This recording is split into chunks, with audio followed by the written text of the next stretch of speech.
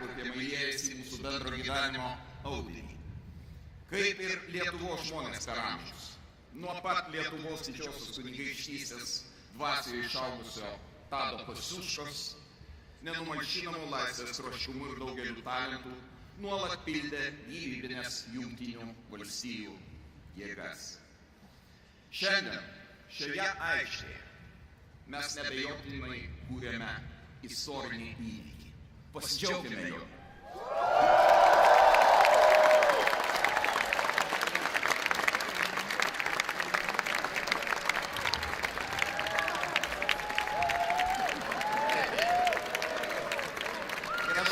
Šitas įvykis tik dar labiau sustiprins Lietuvos ir Jungtinių Amerikos valstijų draugystę.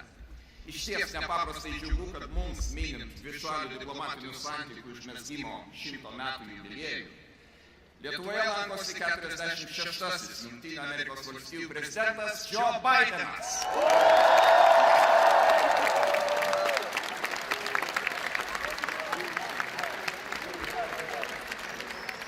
Sutinkame jį ne tik kaip kitos valstybės vadovą, sutinkame jį atviromis širdimis bei rankomis, kaip artimą draugą ir sąjungininką. Daugelį metų su didžiausia pagarba stebėjome jo nenuilstamą darbą laisvei. Šiandien prezidentas Joe Bidenas yra čia su mumis ir mes turime puikią progą padėkoti jam ir visiems Jungtinių Amerikos valstijų žmonėms. Tegul mūsų šalių draugystė gyvuoja per amžius ir tegul Dievas laimina Lietuvą bei Jungtines valstijas.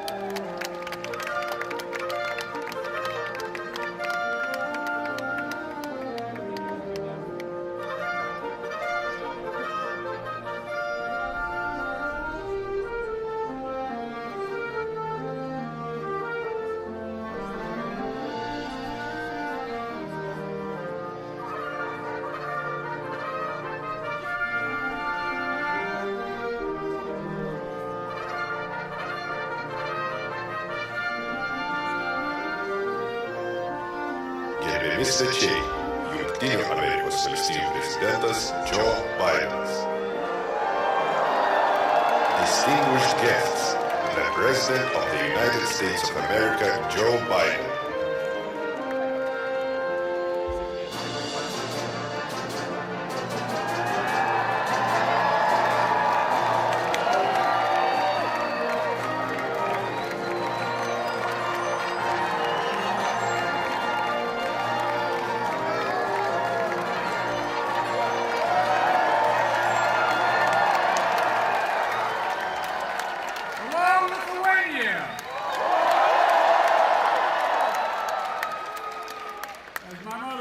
God love you, no seats. Holy mackerel. It's good to be back in Vilnius, a nation and a region that knows better than anyone the transformational power of freedom. You know, to show the world that the strength of a people united cannot be denied. And together with your brothers and sisters in Estonia and Latvia, you helped end the era of division through the power of connection. The Baltic Way, not the Berlin Wall, became the symbol for Europe's future. And later, when the Soviet tanks sought once more to deny your independence, the people of Vilnius said no, no, no, no. And in January of 1991, tens of thousands of citizens, unarmed and unyielding, came for their own accord, standing as one to protect the TV tower, to shield the Supreme Council, and defend freedom. 14 heroes tragically lost their lives. Hundreds were wounded. But the whole world saw that decades of oppression had done nothing to dim the flame of liberty in this country. I mean it. It's consequential. The light of Lithuania, you kept it strong, you kept it bright, and you kept the light shining. Here in Vilnius and in Washington, D.C., where the yellow, green, and red of your flag flew every day, this past year, we've celebrated 100 years of unbroken diplomatic relationship between the United States and the Baltic states. America never recognized the Soviet occupation of the Baltic. Never, never, never.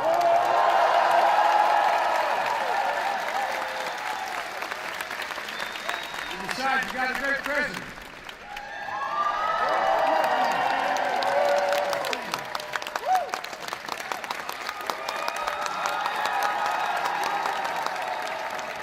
As the president can tell you, the bond between Lithuanian and American people have never faltered.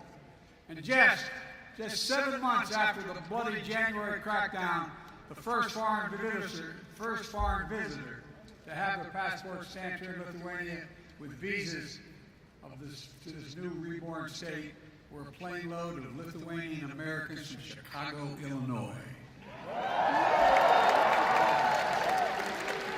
And their families are still proud of that. Los Angeles came after that.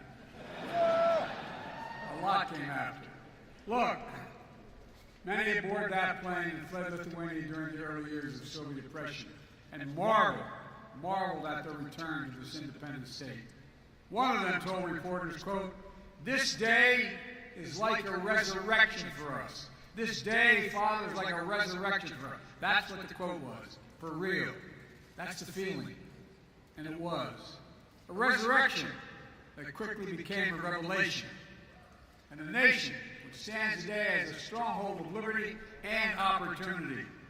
A proud member of the European Union and of NATO.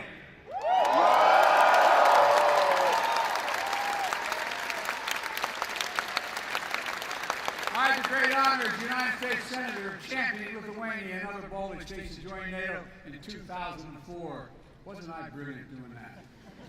But all kidding aside, think about how it's changed things. Think about what's happening. Now, over the last few days, as President of the United States, I had the honor of participating in the historic NATO summit hosted by Lithuania, where we welcomed NATO's newest ally, Finland, and reached agreement to bring Sweden into the alliance as soon as possible.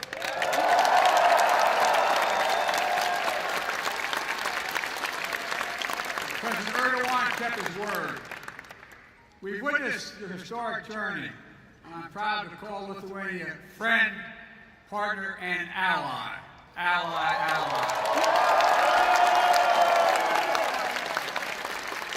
Soon NATO will be the 32nd freestanding, have 32 freestanding members standing together to defend our people and our territory. Beyond all the rest, bound by democratic values to make us strong, and by our sacred oath that an attack against it is a sacred oath. Attack against one is attack against all, because each member of NATO knows that the strength of our people and the power of our unity cannot be denied.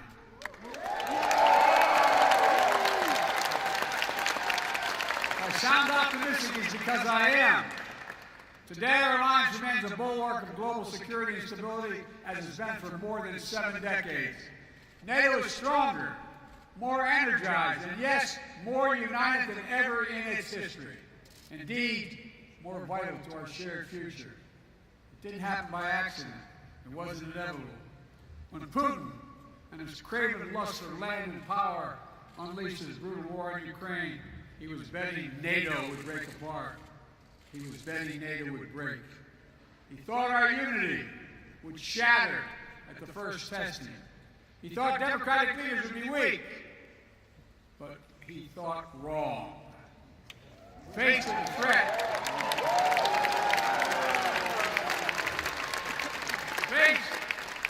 threat, the peace and stability of the world, to the democratic values we hold dear, to freedom itself, we did what we always do. The United States stepped up, NATO stepped up, our partners in Europe and in the Indo-Pacific stepped up.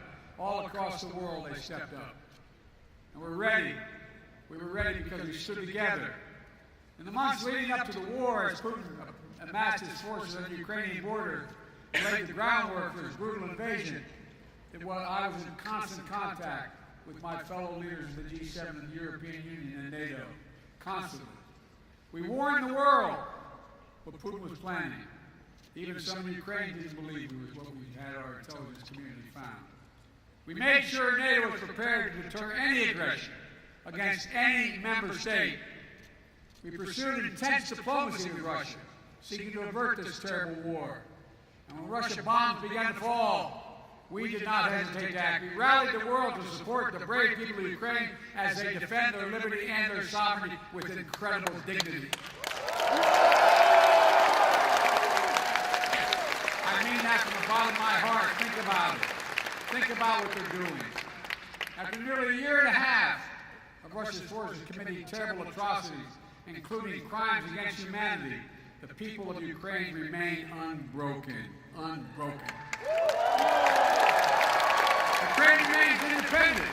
It remains free. And the United States has built a coalition of more than 50 nations to make sure Ukraine defends itself both now and is able to do it in the future as well. Since this war began, I've stood with President Zelensky, as I just spent about an hour with him, both in Washington, in Kyiv, in Hiroshima, and now in Vilnius, to declare to the world what I say again: we will not waver. We will not waver. I mean that. Our commitment to Ukraine will not weaken. We will stand for liberty and freedom today, tomorrow, and for as long as it takes.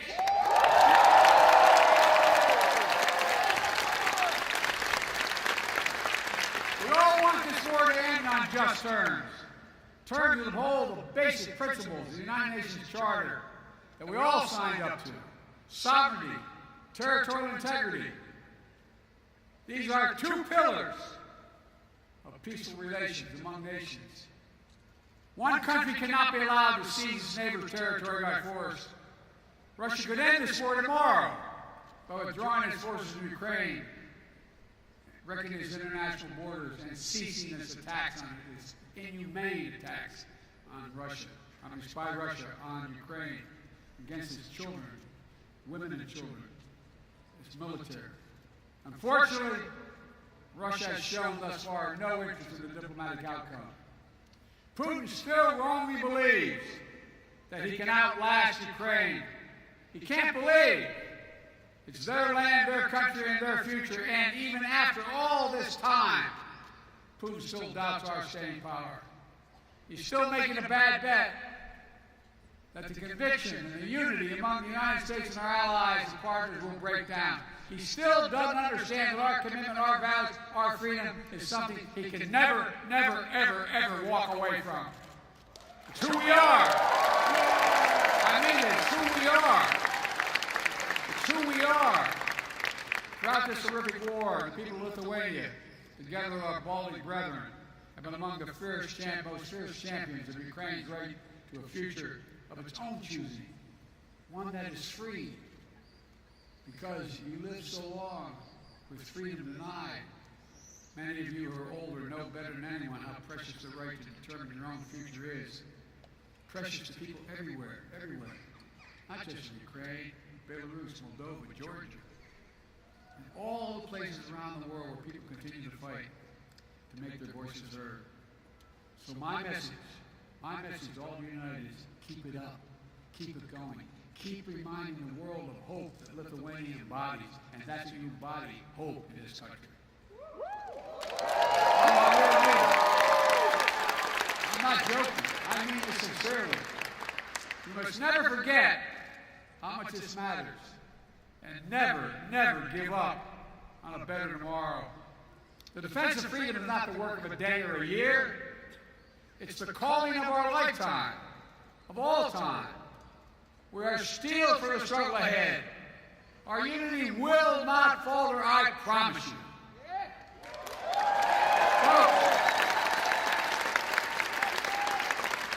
as I look around the world today at a moment of war and peril, a moment of competition and uncertainty, I also see a moment of unprecedented opportunity. Opportunity to make real strides toward a world of greater peace and greater prosperity, liberty and dignity, equal justice under the law. Human rights and fundamental freedoms are to the blessing and birthright of all of humanity. That is the world the United States is working toward. And it's one we'll only reach if we do it together. And I mean together. We need to take the same spirit of unity, common purpose, determination that we've demonstrated in our response to Russian aggression in Ukraine and bring more partners along as we continue working to build the world we want to live in and the world we want for our children. My friends, at the most fundamental level, we face a choice.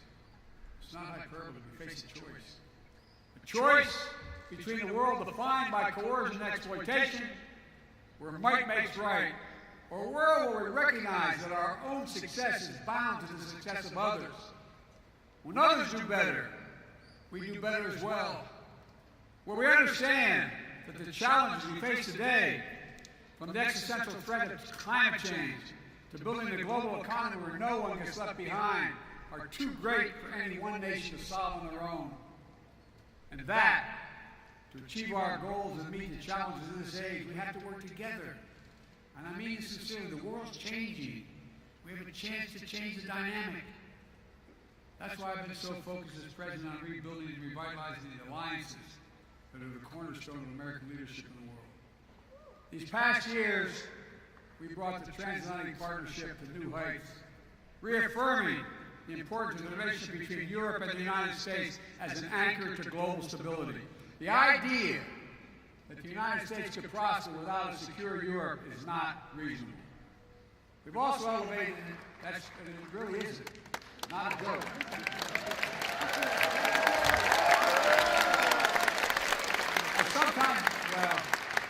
We also elevated the deep American alliance in the Indo-Pacific with Japan, the Republic of Korea, Australia, and the Philippines, which provide critical security and deterrence in that vital region of the world.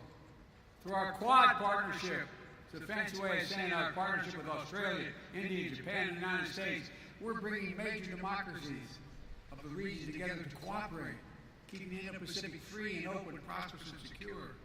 We've demonstrated during this NATO summit, with Indo-Pacific partners joining us for the second year in a row.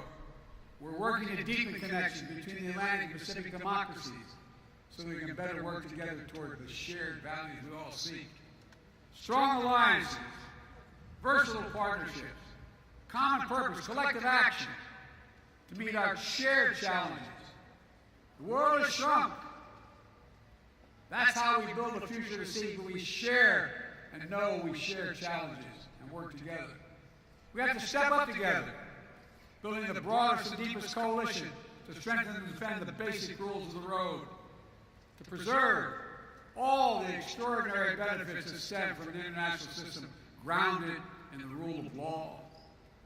We have to come together to protect rights and freedoms, to underwrite the flow of ideas and commerce, and which have enabled decades of global growth. Yes, territorial integrity and sovereignty, but also principles like freedom of navigation and overflight, keeping our shared seas and skies open so that every nation has equal access to our global common space. And as we continue to explore this age of new possibilities, an age enabled by rapid advances in innovation, we have to stand together to ensure that the common spaces of our future reflect our highest aspirations for ourselves and for others. As my dad would say, that everybody has streams of dignity. So that artificial intelligence, engineering, biology, and other engineering emerging technologies are not made into weapons of oppression, but rather used as tools of opportunity. Working with our allies and partners to build supply chains that are more resilient, more secure, so we never again face a situation like we had during the pandemic, where we couldn't get critical goods we needed for our daily lives. You know, we all must summon the common will to actually address the existential threat of accelerating climate change. It's real. It's serious. We don't have a lot of time. It is the single greatest threat to humanity. It's only by working together that will prevent the worst consequences of climate change from ravaging our future and that of our children and grandchildren. We also have to recognize our shared responsibility to help unlock the enormous potential that exists in low and middle income companies around the world. Not out of charity, because it's in our own self-interest. We all benefit when more partners stand together working towards shared goals. We all benefit when people are healthier and more prosperous. And that's not like getting hyperbole, it's true. We all benefit when more entrepreneurs and innovators are able to pursue their dreams for a better tomorrow. You know, so we need to update our tool set, better address the needs of today in this interconnected world. A world where climate disasters, pandemics, conflicts, spill over borders, make it harder to address the challenges of poverty and instability that hold so many people back. That's why the United States is leading an effort to transform the multilateral development banks, like the World Bank, help them better address their global challenges while enhancing their core mission of reducing poverty and boost shared prosperity. We're all working together with our partners in the G7 to address the enormous needs for high standard infrastructure around the world, especially in low and middle income countries in Africa, Latin America, and Southeast Asia. It's a statement about the world we want to build together. Ladies and gentlemen, we stand at an inflection point in history, where the choices we make now are going to shape the direction of our world for decades to come. The world has changed.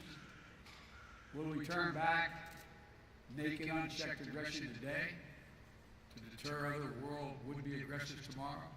Will we staunch the climate crisis before it's too late? Will we harness the new technologies to advance freedom, or will we diminish it? Will we advance opportunity in more places that allow instability and inequality to persist? How we answer these essential questions is literally going to determine the kind of future our children and grandchildren have. And again, that's not an exaggeration. It's a fact. It's going to take all of us. All of us. I believe that with ambition, with confidence in ourselves and one another, with nations working together for common cause, we can answer these questions.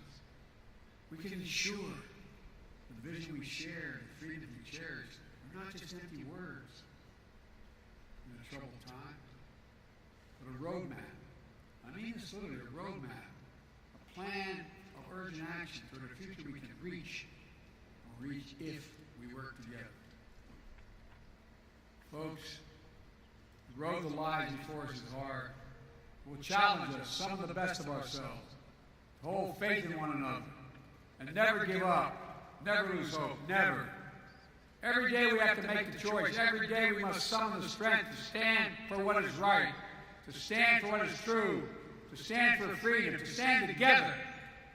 That, my friends, is a lesson we learn from history and the history of Lithuania's story.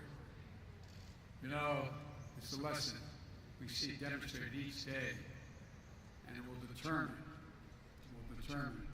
what the Ukraine looks like. And it's now, it's how we're going to work. How we rewrite the future of peace and hope, justice and light, liberty, possibility for everyone, everyone, everywhere. Folks, some have heard me say in my country many times, never ever in my entire career been more optimistic about the prospects of the future. Never. Never. Let me just say thank you for taking the time to be here to listen. God bless you all. May God protect the freedoms of the protectors of freedom in Ukraine, here, in every nation of the world, everywhere. God protect our troops. Thank you. Thank you.